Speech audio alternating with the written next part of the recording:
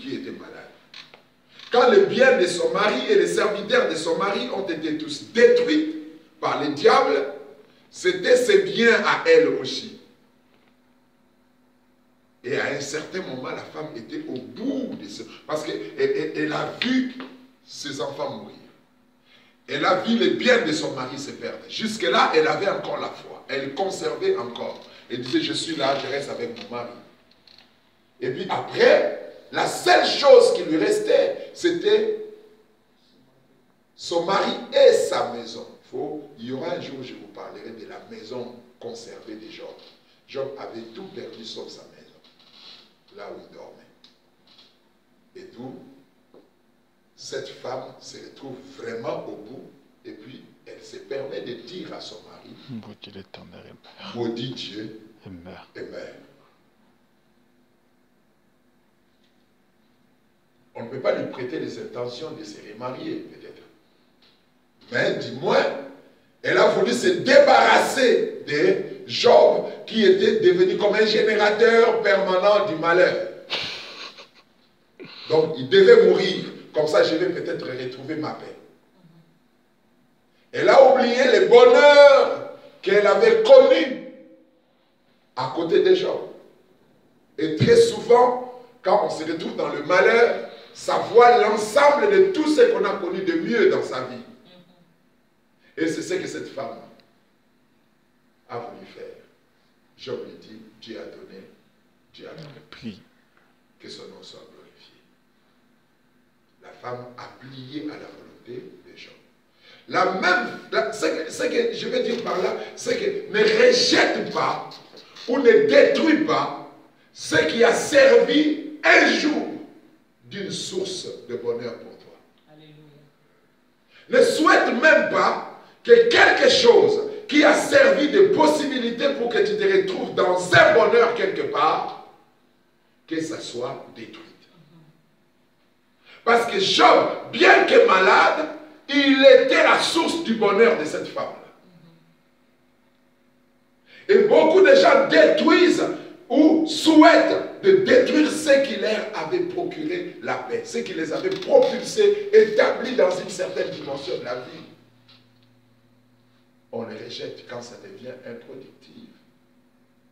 Quand on sent que ça ne sert plus à rien. Quand ça semble devenir un générateur de malheur. On se dit, on n'en a plus besoin. Vaut mieux les détruire.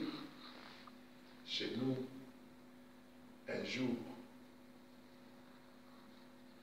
les soldats sont venus chez nous à la maison. Ils ont tout pris dans la maison. Mais derrière notre maison, il y avait une petite, je ne sais pas si je appelais ça du coq ou un truc comme ça, où on mettait tout ce qui était ancien. Les vieilles marmites, les vieilles assiettes et tout ça.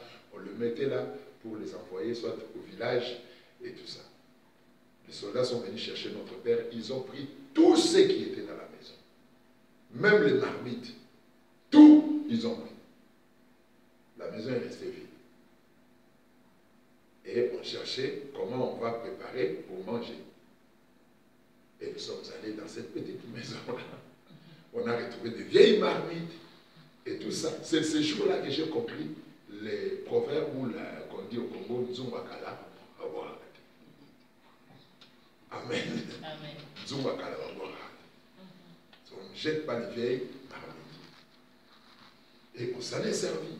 Quelque chose qui a été utile pour toi, surtout dans la parole de Dieu, une pensée biblique, une prophétie, un message, un enseignement, quelque chose qui avait produit en toi la joie de vivre.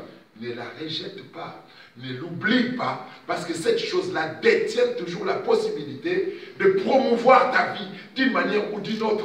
Alléluia. Il faut la conserver. Tu avais cru à une parole, tu l'as mis en pratique et tu as vu quelque chose arriver. Garde, c'est un principe sacré pour toi. Amen. Pour trouver le bonheur. Amen. Amen. Il y a des gens qui sont devenus très puissants en obéissant qu'à une seule loi. En un seul principe. C'est devenu toute sa vie, moi c'est ça, moi ma vie c'est ça. Maman Hollande, c'était seulement la délivrance.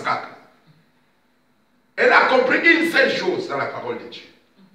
Et la seule chose qu'elle avait connue là, a fait d'elle l'une des femmes les plus influentes et les plus puissantes d'Afrique. Dans l'Afrique noire, là, dans le domaine spirituel, il n'y a pas une femme aussi influente que cette femme-là. Mais elle, maman Lang, elle ne connaissait pas beaucoup de choses sur la Bible. Hein. Pas beaucoup de choses. Elle a compris seulement que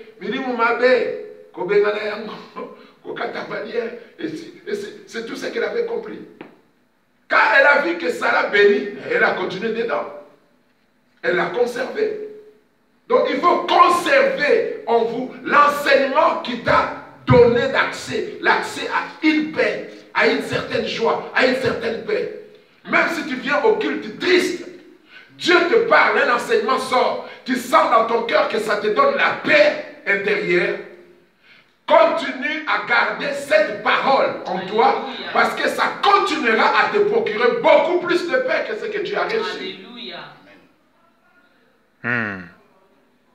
Si une parole peut te donner la paix, vous savez la paix, la joie intérieure, ça ne s'achète pas. Amen.